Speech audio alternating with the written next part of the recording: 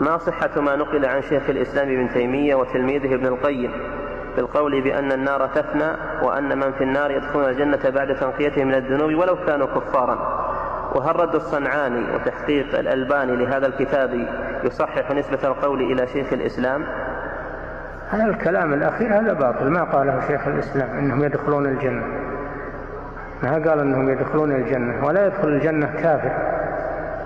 إن الله حرمهما على الكافرين، أن أفيضوا علينا من الماء أو مما رزقكم الله، قالوا إن الله حرمهما على الكافرين، إنه من يشرك بالله قد حرم الله عليه الجنة ومأواه النار وما للظالمين من أنصار. ما قال شيخ الإسلام إنهم يدخلون الجنة، نسب إليه أنه يقول بفناء النار، هذا قول خطأ بلا شك، هذا قول خطأ.